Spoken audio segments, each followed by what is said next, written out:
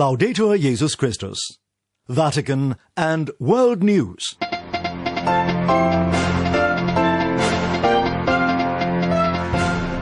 In the headlines this Friday, February the 19th, Pope Francis greets participants in a religious education congress in the United States, encouraging them to look beyond the pandemic to a future of hope.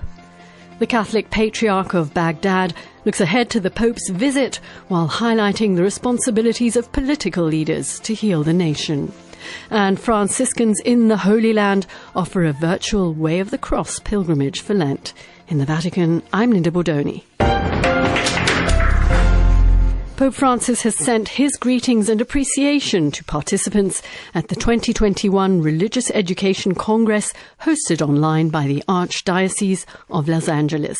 This year marks the Congress's 65th anniversary and the 50th of its Youth Day. 56 speakers from around the US are giving talks with the aim of inspiring and transforming church members in their outreach of spreading the gospel, giving voice to justice and serving others. Thaddeus Jones tells us more. Participants at this year's Religious Education Congress are discussing the theme, Proclaim the Promise, a radical invitation to believe that our lives and our world are sustained by God's promise. Proclama la promesa. Necesitamos anunciar y recordar. In his video message in Spanish at the beginning of the Congress, Pope Francis said, we need to proclaim and remember that we have God's promise and that God always keeps his promises. He noted that every woman and man in every generation brings the promise of new relational, intellectual, cultural, and spiritual energies. The Congress unfolds at the same time the world is going through exceedingly difficult times due to the pandemic and resulting economic hardship. But the Pope said the current crisis should not keep us from being hopeful and looking to a future that engages everyone's commitment, strength, and dedication. Con estilo del Samaritano. He held up the model of the Good Samaritan who was moved by the suffering of the person he encountered and took action to help him. We need to act like the Samaritan. This means allowing myself to be moved by what I see, knowing that the suffering will change me, and that I need to get involved with others suffering, the Pope said. Pope Francis said these modern-day Good Samaritans have left a profound impact on consciences and our society, teaching how important drawing close, caring, accompanying, and sacrifice are necessary to strengthen fraternity. This reality, he said, proclaims and brings to fruition God's promise. The Pope also noted that we never come out of a crisis the same. Quoting his encyclical Fratelli Tutti, he expressed his hopes that the dignity of the human person wins out with a community that supports and helps us, in which we can help one another to keep looking ahead. Qué importante es soñar juntos. He stressed how important it is to dream together and to look ahead. In conclusion, he encouraged young people to be hopeful and to be the poets of a new human beauty, a new fraternal and friendly beauty. He said dreams must be built together as a single human family, as fellow travelers sharing the same flesh, as children of the same earth, which is our common home, each of us bringing the richness of his or her beliefs and convictions, each of us with his or her own voice, brothers and sisters all. I'm Thaddeus Jones. And Pope Francis is set to make a 4-day visit to Iraq from March the 5th to March the 8th, noting that the Pope comes with a message of hope, reconciliation and unity to help revive the suffering country. The Chaldean Catholic Patriarch of Baghdad says it's a mistake to expect him to resolve the problems of Iraq, a task, he says, that belongs to the government. Robin Gomes reports. Pope Francis does not come to Iraq to solve all the problems of the country.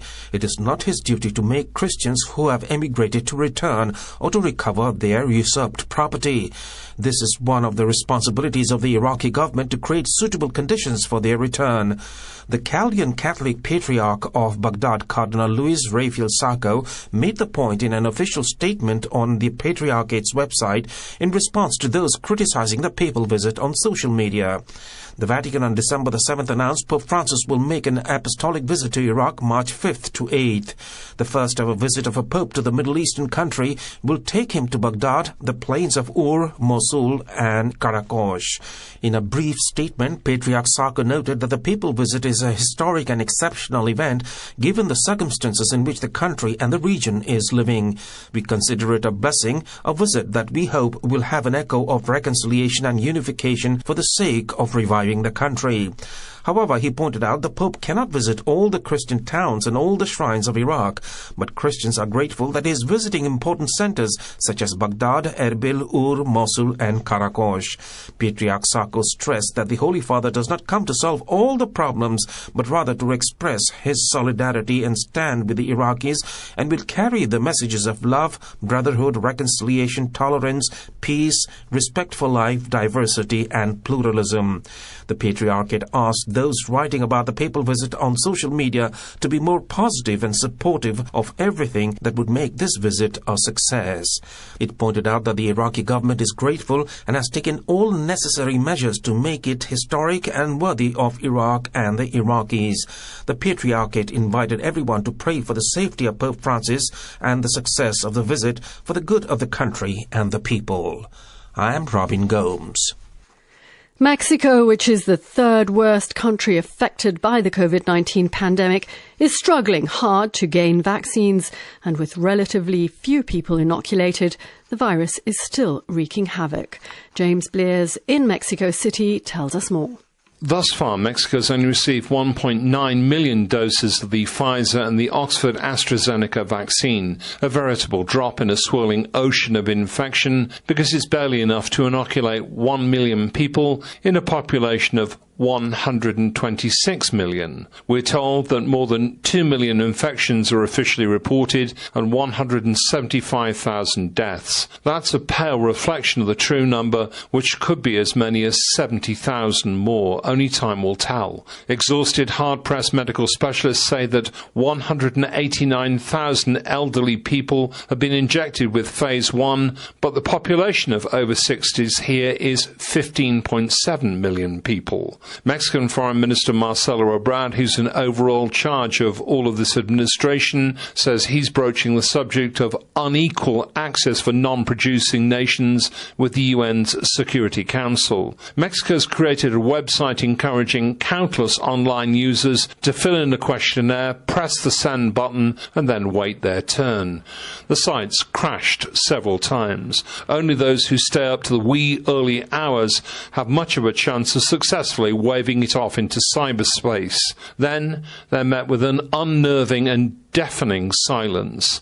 Mexican President Andrés Manuel López Obrador, who doesn't wear a mask most of the time, contracted COVID-19, recovered, and is back at work. No sign of a mask on his table, and he doesn't wear one at his daily press conferences either. For Vatican Radio, James Blears reporting.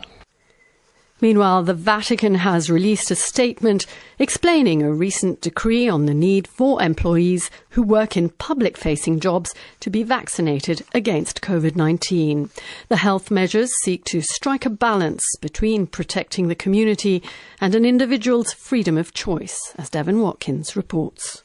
The Governorate of Vatican City State has issued a statement regarding the issue of COVID-19 vaccinations within the Vatican. It follows on the heels of a decree issued last week. The decree, reads the note, was issued to provide an urgent regulatory response to the primary need to safeguard and guarantee the health and well-being of employees, citizens, and residents of Vatican City State. It adds that the goal is to protect the individual worker and the working environment in case of a COVID-19 infection which could set off a public health emergency.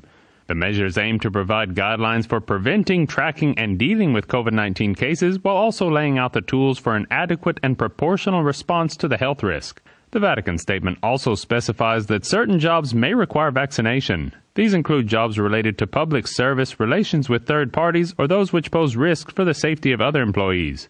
Voluntary adherence to a vaccination program, reads the note, must therefore take into account the risk that any refusal may pose to oneself, others, and the working environment. For this reason, it continues, community protection may require measures for those who refuse vaccination in the absence of health reasons that both minimize the danger for the individual and allow for alternative work solutions. The Vatican governorate's statement concludes that health regulations should be considered tools which in no case have a sanctioning or punitive nature.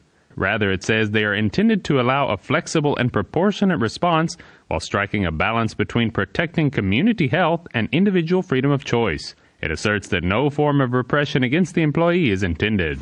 I'm Devin Watkins. And Pope Francis today sent a message to the organisers and collaborators of Respira Peru, an initiative of the Peruvian Bishops' Conference that aims to raise support and resources for combating the ongoing COVID-19 pandemic. In a letter, he commended the initiative and encouraged the Peruvian bishops to make God's tenderness reach everyone through care, building a more humane and fraternal society in which, he said, we ensure that no one is left alone, that no one feels excluded or abandoned. The Pope's message comes 2 days before the second Respira Peru telethon that raises funds for more oxygen factories and emergency medical equipment to help fight the second wave of this COVID-19 pandemic in the country. And finally, the Franciscan custody of the Holy Land is helping the faithful live Lent in this time of emergency due to the pandemic. As Father Benedict Mayaki reports, it's offering a virtual Way of the Cross. The liturgical season of Lent this year unfolds as the world continues to battle with the COVID-19 pandemic, which brings with it unprecedented difficulties, including disruptions to travel for pilgrims to the Holy Land during this period. In light of this situation, the Franciscan Custody of the Holy Land has launched a virtual Way of the Cross project titled HIC on the Way of the Cross for pilgrims during Lent because the Holy Land for the second year in a row is not accessible due to the ongoing health emergency. The project, conceived by the Franciscans after realizing the impossibility of pilgrimages this year, aims at providing a way for the faithful to be able to join in the Way of the Cross that will connect them to the Via Dolorosa in Jerusalem. In an interview with Vatican News, Brother Francesco Patton, the custos of the Holy Land, said that since pilgrims cannot physically come to the Holy Land to walk the Via Dolorosa every Friday, as is the pious practice, the Franciscans thought of helping them to do so virtually, knowing that all over the world, many have their eyes and hearts turned towards Jerusalem. He explained that it is a journey that involves reflecting on the traditional stations of the Way of the Cross with meditations that can help the faithful pilgrims scattered throughout the world to find the deepest meaning in their lives and of their existence. In the 13 short videos of the Way of the Cross project, a friar from a different Franciscan Holy Land shrine will narrate a message about each station of the cross in his own language, providing for a moment of meditation. He added that the videos are enriched with images and details that help people to understand the places referred to in the Gospels in order to bring the mystery of the Way of the Cross into the present. In the wake of the vaccination campaigns against the COVID-19 virus beginning in many countries, Brother Patton is hopeful that Easter this year will be celebrated in a more serene manner than in previous year. He explained that during the Holy Week, all the most important moments will be broadcast, including the Easter Triduum at the Holy Sepulchre and the celebration of the Holy Hour at Gethsemane.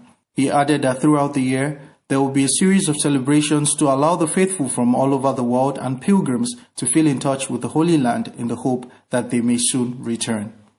I'm Father Benedict Mayaki.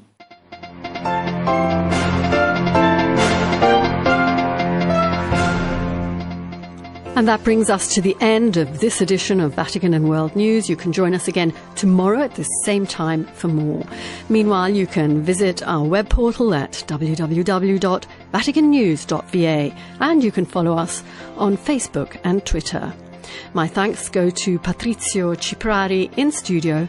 In the Vatican, I'm Linda Bordoni. Bye-bye.